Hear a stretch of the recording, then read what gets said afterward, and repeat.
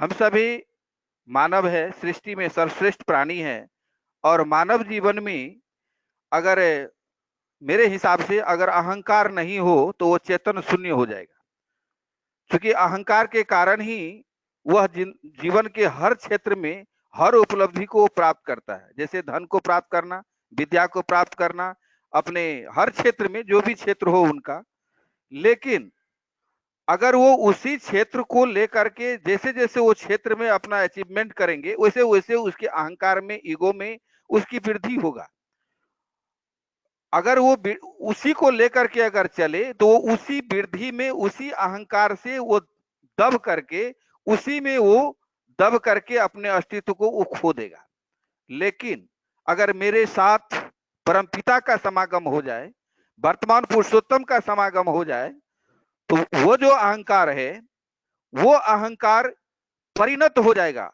जो अहंकार अहंकार मानव जो जो प्राणी है उसका जीवन का एक अमूल्य पार्ट है, वो रहना ही चाहिए। अगर वो नहीं रहेगा तो हम चेतन शून्य होंगे, हमारा उन्नति नहीं होगा, हमारा वृद्धि नहीं होगा।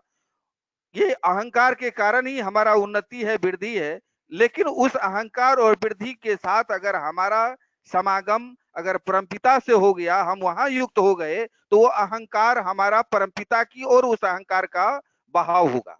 जब वहां बहाव होगा तो हमारा जो अहंकार है वो संसार में एक गर्व के समान होगा, जो मैं अपने परमपिता के लिए, अपने परमपिता के लिए जो कुछ भी करता हूं अपने परमपिता के लिए। तो ये इस प्रकार से उनका वृद्धि भी होगा, उन्नति भी होगा। और वो उस उन्नति और वृद्धि में दब करके वो बुझ नहीं सकता। वो दिन दुनी रात चौगुनी वो अपने को हर समय उन्नति के पथ पर विस्तार की ओर अग्रसर होगा। जैसे मैं एक छोटा सा उदाहरण देना चाहूंगा। दोनों के विषय में अहंकार था। हम देखते हैं त्रेता युग में एक प्रसंग आता है रावण का और एक विभीषण का। तो रावण के प्रति भी अहंकार था। वो विद्वता का अहंकार, धन का अहंकार, साधना का अहंकार, तपस्या का अहंकार, सारी उनकी भक्ति का अहंकार।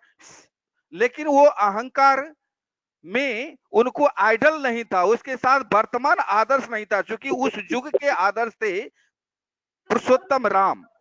तो पुरुषोत्तम राम के प्रति जो अहंकार था वो किसके पास था?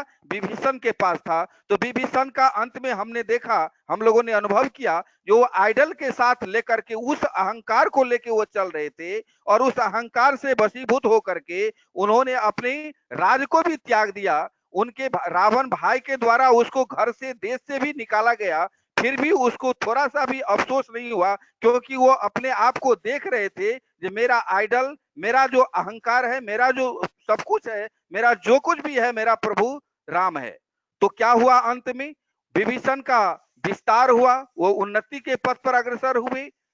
लेकिन उसी के तुलना में वहां भी अहंकार था, रावण के पास भी अहंकार था, लेकिन उसका अहंकार वर्तमान आदर्श से युक्त नहीं था। तो उसी अहंकार में दब करके अंत में वो बुझ गया।